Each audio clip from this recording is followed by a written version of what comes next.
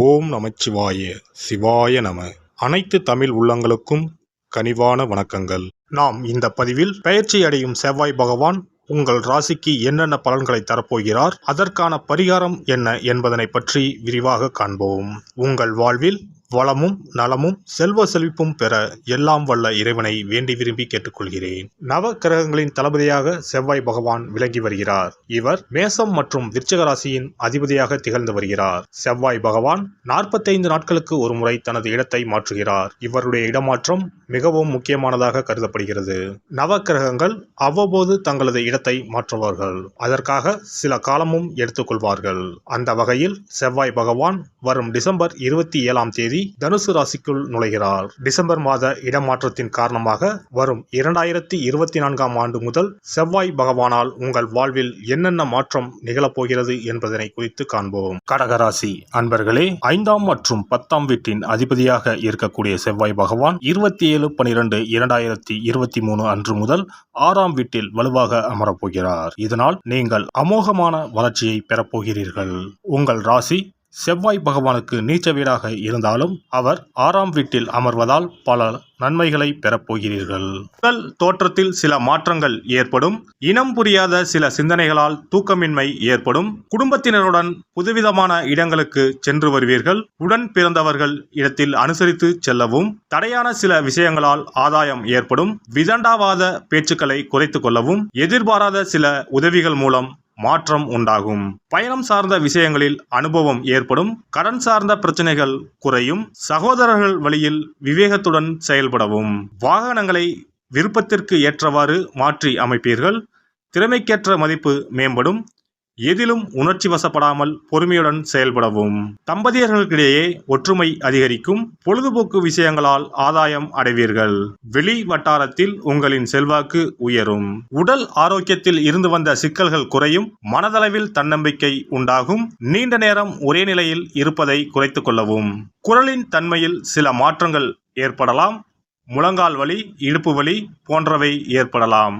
அதிகமாக காய்கறிகள், பழங்கள், தானியங்களை உணவில் சேர்த்து கொள்ளவும். மாவு வகையான உணவுகள் மற்றும் குளிர்ச்சியான உணவுகளை குறைத்து கொள்ளவும்.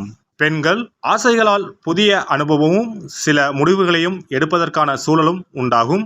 தந்தை வழியில் சில மாற்றமான சூழ்நிலைகள் அமையும். கடன் நிமித்தமான செயல்களில் சிந்தித்து செயல்படவும். வாழ்க்கை துணைவர் வழியில் ஏற்ற இறக்கமான சூழல் உண்டாகும். பூர்வீக சொத்துக்களால் சில விரயங்கள் ஏற்படும். உணர்ச்சி வசமான சிந்தனைகளை குறைத்து கொள்ளவும். குழந்தைகளின் வழியில் சுப செயல்களை முன்னின்று செய்வதற்கான வாய்ப்புகள் ஏற்படும். அரசு சார்ந்த செயல்பாடுகளில் அலைச்சல்கள் உண்டாகும்.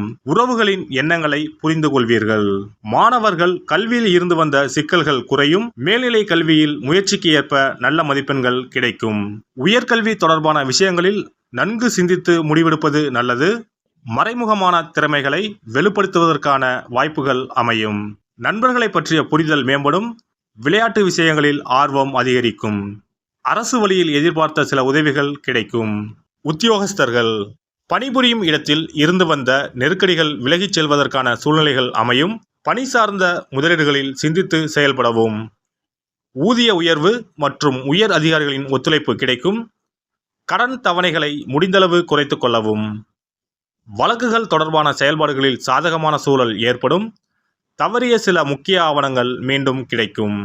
வியாபாரிகள் வியாபார ஸ்தலங்களை விருத்தி செய்வதற்கான சூழ்நிலைகள் அமையும். விவசாயம் மற்றும் உணவு சார்ந்த பணிகளில் மேன்மை உண்டாகும். வெளி ஆட்களை பற்றிய புரிதல் மேம்படும். பயனற்ற செலவுகளை கட்டுப்படுத்துவீர்கள். புதிய வியாபாரம் சார்ந்த சிந்தனைகள் மேம்படும். இணைய வர்த்தக முதலீடுகளை குறைத்து கொள்ளவும். கூட்டாளிகளின் வழியில் அனுசரித்து நடந்து கொள்ளவும். மனை கொடுக்கல் வாங்கல் பணிகளில் இருப்பவர்களுக்கு முன்னேற்றம் உண்டாகும்.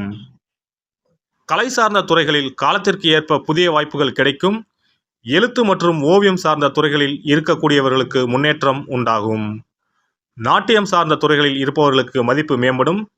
தற்காப்பு கலை சார்ந்த கலைஞர்களுக்கு மாறுபட்ட அனுபவமும் சூழலும் அமையும். மறைமுகமான சில போட்டிகளை வெற்றி கொள்வீர்கள். மனதளவில் இருந்து வந்த பேராசை படிப்படியாக குறையும். கட்சியில் எதிர்பார்த்த சில பொறுப்புகள் காலதாமதமாக கிடைக்கும். எதிராக செயல்பட்டவர்கள் விலகி செல்வதற்கான காலகட்டம் உண்டாகும். எதிர்காலம் குறித்த சிந்தனைகள் மனதளவில் மேம்படும். பேச்சுக்களில் கனிவும் உங்கள் மீதான நம்பிக்கையும் அதிகரிக்கும். சனிக்கிழமை தோறும் நல்லெண்ணெய் தீபம் ஏற்றி ஆஞ்சநேயரை வழிபட வரவுகளில் இருந்து வந்த தடைகள் மற்றும் குடும்பத்தில் இருந்து வந்த கருத்து வேறுபாடுகள் மறையும். நவ கிரகங்களில் சூரியனுக்கு அடுத்தபடியாக செயல் ஆற்றல் உள்ள கிரகம் செவ்வாய். ஆளுமை திறன், ஆற்றல், வீரம், அதிகாரம் செய்தல், வளைந்து கொடுக்காத தன்மை, தர்மம், நீதி, நேர்மை, நியாயம் போன்ற அம்சங்கள் கொண்ட கிரகம் செவ்வாய். செவ்வாய் பலமாக இருந்து நல்ல ஆதிபத்தியம் பெற்று அவரது தசை நடக்குமானால் சகோதர சகோதரிகள் மூலம் பெரும் அனுகூலம் ஏற்படும். பெரிய பதவிகளில் உள்ளவர்கள், தொழில் அதிபர்களின் தொடர்பு கிடைத்து அதன் மூலம் முன்னேற்றம் உண்டாகும். பலமற்ற ஆதிபத்தியம் பெற்று தசை நடக்குமானால் கீழே விழுவதும் அடிபடவும் நேரிடும். வாகன விபத்துக்களை சந்திக்க நேரிடும். இரத்த காயங்கள், வெட்டுக்காயங்கள், இரத்த சம்பந்தமான நோய், சித்தப்பிரமை, தலையில் அடிபடுதல் போன்றவற்றை ஏற்படுத்துவார் செவ்வாய் பகவான். வீண் வழக்குகள், சண்டை சச்சரவுகள், மறைமுக நேர்முக எதிரிகள், பொருள் களவு போகுதல், செய்தொழில் வியாபாரத்தில் திடீரென்று பெருத்த நஷ்டம், அரசாங்க கெடுபிடி, பதவி இறக்கம், மறைந்து வாழும் சூழ்நிலை என்று பலவகை இன்னல்களை உருவாக்குவார். செவ்வாய் முதலான தோஷங்கள் அனைத்தும் நீங்க அவரின் அருளை முழுவதும் பெற செவ்வாய்க்குரிய அதிதேவதையான முருகனை வழிபடுவதும், கோதுமை ரொட்டி, வெள்ளை எள் கலந்த இனிப்பு பலகாரங்கள், துவரை போன்றவற்றை ஏழைகளுக்கு தானம் கொடுப்பதும் நல்லது. செவ்வாய் கிழமைகளில் விரதம் இருந்து செவ்வாய் பகவானுக்கு விளக்கேற்றுவது, சஷ்டி விரதம், கிருத்திகை விரதம் மேற்கொள்வது, தினமும் கந்த சஷ்டி கவசம் படிப்பது நல்லது.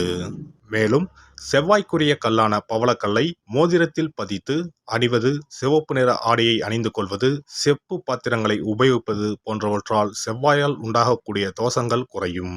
செவ்வாய் பகவானுக்கு செய்யும் பரிகாரங்கள் அனைத்தும் முருகனுக்கு உகந்தது என்பதால் முருகனின் திருவருளும் கிட்டும். திருமண வாழ்க்கையில் செவ்வாய் பகவானுக்கு முக்கிய பங்கு உண்டு. திருமணத்துக்கு வரன் பார்க்கும்போது பிள்ளைக்கோ அல்லது பெண்ணுக்கோ செவ்வாய் தோஷம் இருக்கிறதா என்றுதான் முதலில் கேட்பார்கள். அந்த அளவுக்கு செவ்வாய் தோஷம் மிகவும் முக்கியமானதாக பார்க்கப்படுகிறது.